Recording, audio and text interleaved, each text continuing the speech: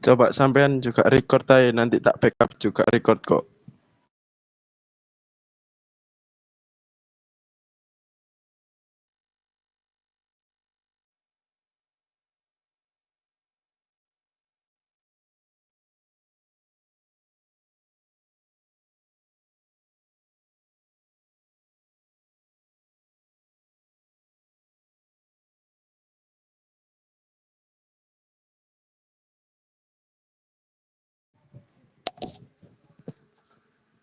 Udah, Mas Wandi. Mas Wandi coba ngomong sih Mas Wandi. Oke.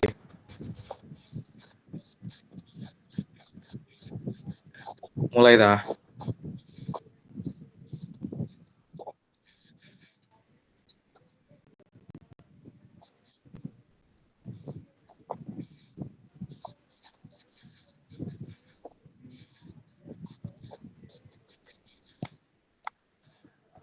Ya coba. Oke. Assalamualaikum warahmatullahi wabarakatuh. Mohon izin kepada Mas Wandi.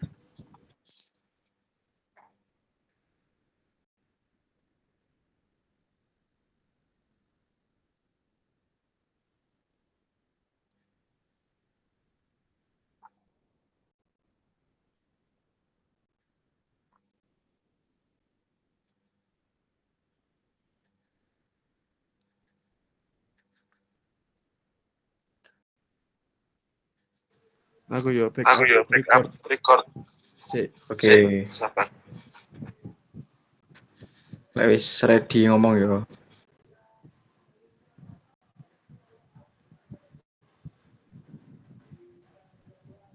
Gas. Baik, Assalamualaikum warahmatullahi wabarakatuh. Mohon izin kepada Ibu pembimbing mata kuliah Bahasa Indonesia. Sebelumnya kami dari kelompok 11 akan melakukan presentasi dengan judul penyuntingan. Sebelum masuk ke materi, mari kita perkenalan terlebih dahulu dari kelompok 11. Sebelumnya perkenalkan terlebih dahulu, nama saya Fandi Ahmad Fianto dengan NIM 23060464093. Kenalkan nama saya Yuni. 2306094643417. Perkenalkan, saya Gavrila Daniel Kris Barunawan dengan NIM 23060464091.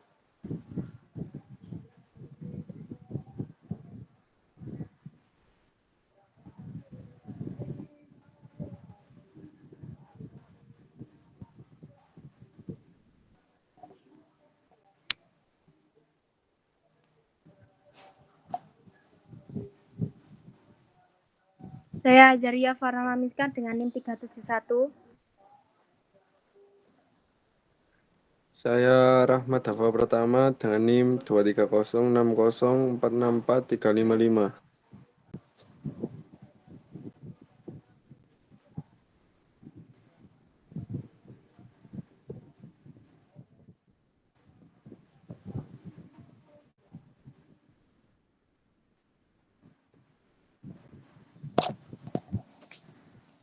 Oke, pokok pembahasan.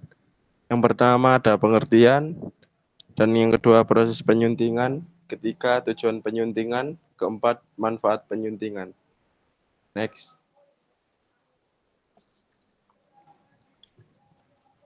Apa itu penyuntingan? Penyuntingan adalah proses mencermati dan memperbaiki teks yang telah ditulis oleh pengirim kepada penyunting, sesuai dengan pendapat Laksana dan Parmin tahun 2014, bahwa penyuntingan merupakan proses membaca, mencermati, memperbaiki naskah yang telah dikirim seseorang penulis naskah sehingga naskah tersebut siap untuk dimuat atau diterbitkan oleh sebuah penerbitan. Hal ini seperti yang telah dituturkan oleh Depdikbud bahwa Menyunting merupakan kegiatan merapikan naskah agar dapat dicetak dengan melihat, membaca, atau memperbaiki naskah. Secara keseluruhan dari segi tata bahasa maupun segi materi, penyajian, kelayakan, dan kebenaran isi naskah yang akan diterbitkan. Selanjutnya, Proses penyuntingan. Proses penyuntingan merupakan bagian terpenting dalam berkarya. Ketelitian dan kecermatan seorang penyunting sangat dibutuhkan, karena di dalam penyunting teks atau naskah membutuhkan konsentrasi dan ketelitian yang tinggi. Memeriksa setiap kata dan kalimat agar logis, mudah dipahami, dan tidak rancau. Hal ini bertujuan agar teks atau naskah yang disunting memiliki ejaan yang benar, arti yang jelas, dan enak dibaca oleh para pembaca. Dalam proses penyuntingan juga seorang penyunting sangat perlu memperhatikan data dan fakta agar tetap akurat dan benar, agar tidak terjadi kesalahan faktual. Tujuan penyuntingan.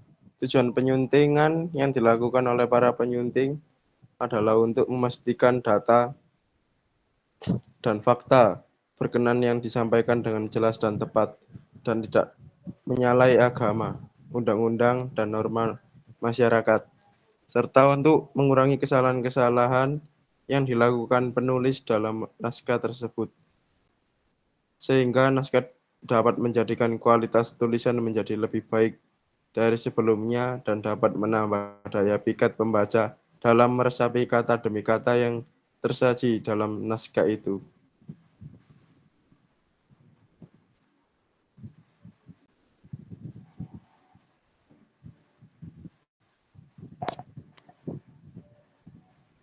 Manfaat penyuntingan. A. Memperbaiki kesalahan-kesalahan yang kasat mata. B. Menghindari kontradiksi dan memperbaiki tulisan sebelumnya. C. Menyesuaikan gaya bahasa sesuai dengan kebijakan media yang bersangkutan. D. Meringkas beberapa kalimat menjadi satu atau dua kalimat yang memiliki kejelasan makna serupa. E. Menghindari adanya arti ganda dan tulisan yang membosankan. F. Melengkapi tulisan dengan anak kalimat atau subjudul. G.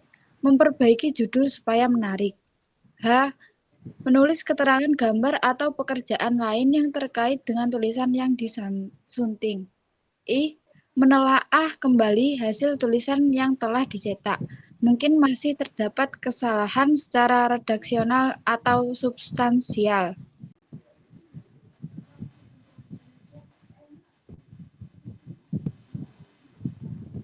Kesimpulan, terdapat 3 kegiatan pokok dalam menyunting tulisan, yaitu membaca dengan kritis, memotong dan menambah, susun dan periksa kembali. Semi dalam pendapat tersebut sejalan dengan yang disampaikan oleh Laksono dan Parmin, menyatakan penyuntingan merupakan proses memperbaiki, memperbaiki naskah yang telah dikirim seorang penulis naskah sehingga naskah tersebut siap untuk diterbitkan. Untuk menangkap kesalahan, baik ejaan, gaya, maupun pemakaian kata, seorang penyunting harus membaca dengan teliti tulisan yang disuntingnya. Bila perlu, seorang penyunting harus membuka kamus untuk mengecek ejaan atau kata yang meragukan.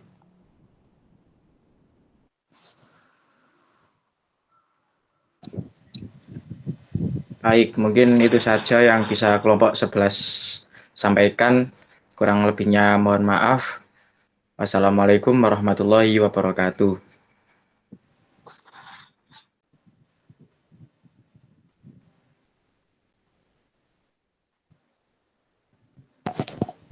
Mbak, tadi sampean juga nge-record kan?